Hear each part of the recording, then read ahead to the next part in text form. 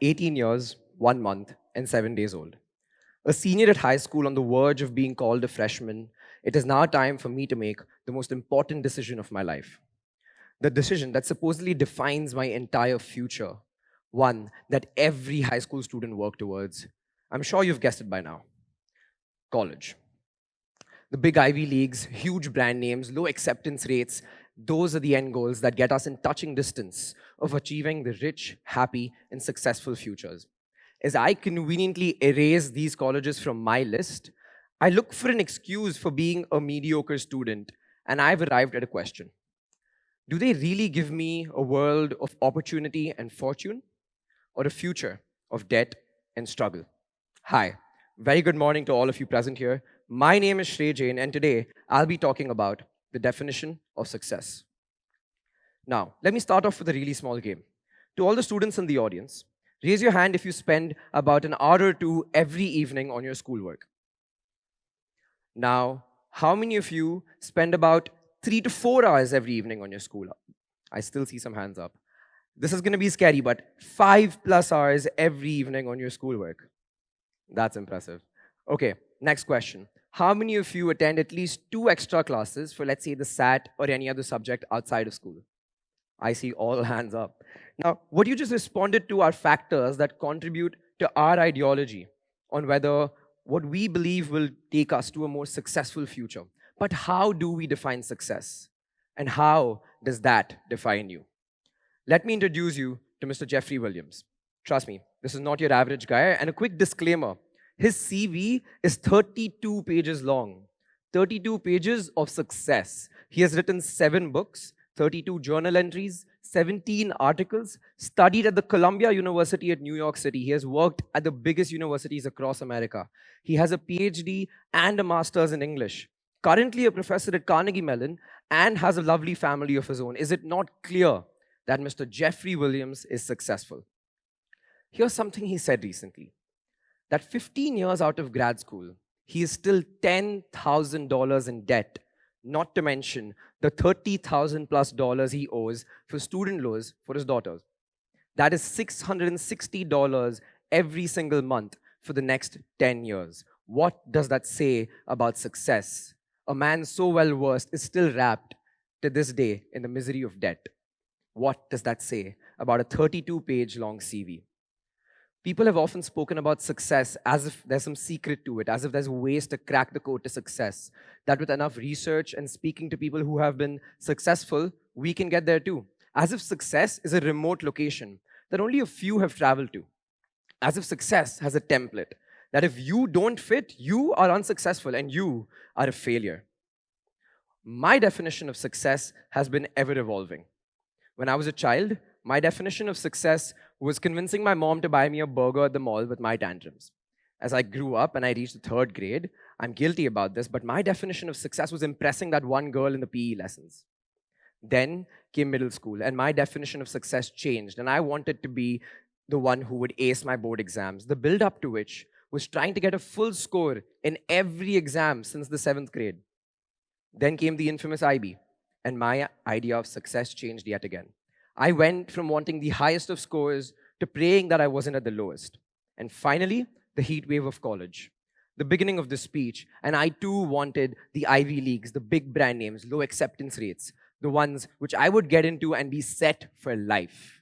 But today, in this very moment, my definition of success with college is getting into one, in studying what I love. So, let's talk about 3 ways in which we can solve this problem.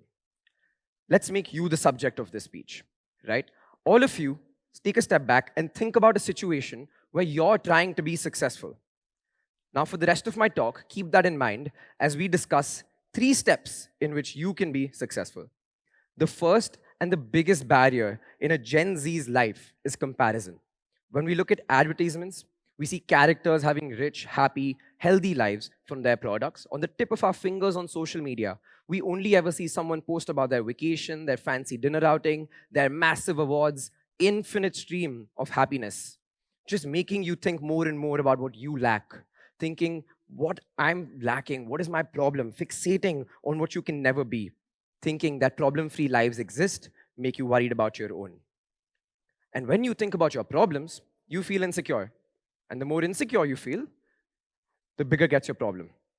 That is what we call the feedback loop from hell. Let me give you an example. Let's say you're anxious about confronting somebody you know. The crippling anxiety gets to you. You start wondering, why am I so anxious? And now you're anxious about being anxious, and there's double anxiety. For the students in the crowd, you've prepared day and night tirelessly for an exam.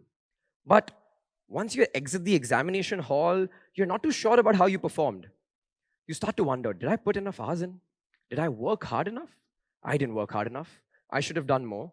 Am I lazy? Why am I calling myself lazy?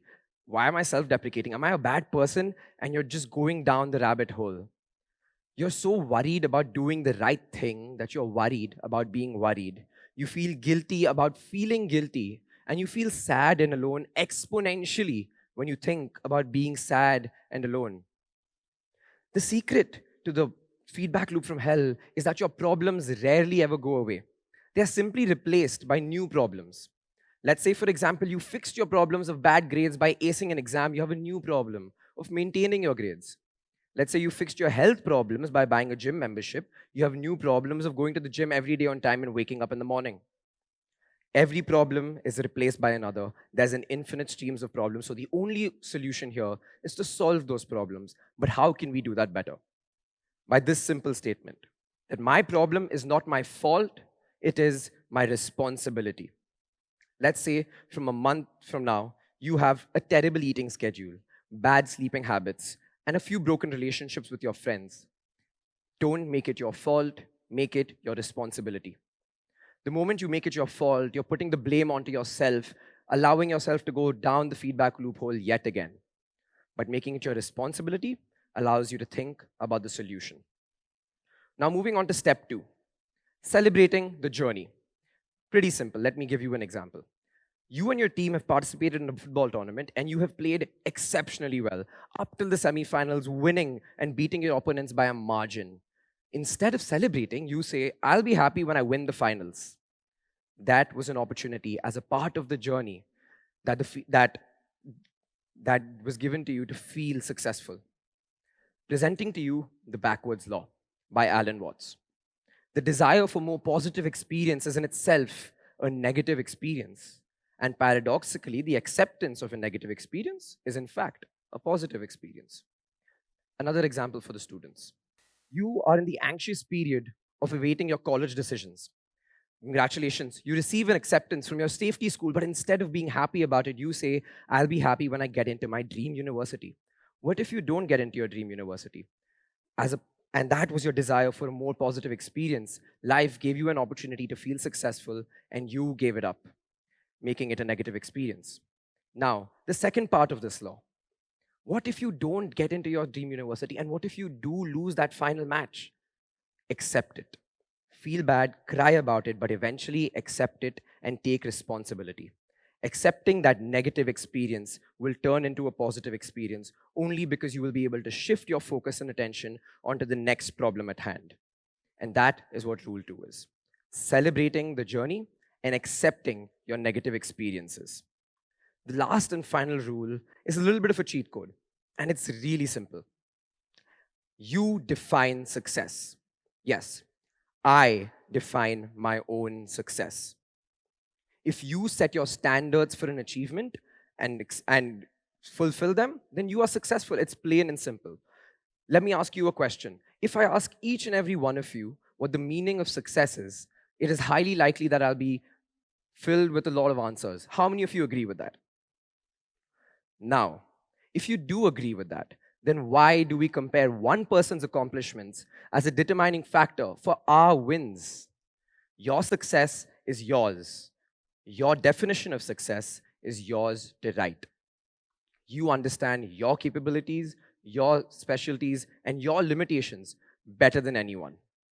And that is why you should be writing your own definition of success. You're always observing other people's successes, seeking inspiration on how you can achieve your own. You are blindly competing without purpose. Write your own definition and respond to your own meaning. You will decide that today, I am successful. Today, After this very talk, am I successful? In my own righteous definition of it, yes. Yes, I am. And no one can tell me otherwise. Always remember that success is an achievement undefined, often measured by goals that we have signed, not merely determined by wealth or fame's embrace, but progress made and challenges we face. Ladies and gentlemen, that for you was the definition of success. Thank you.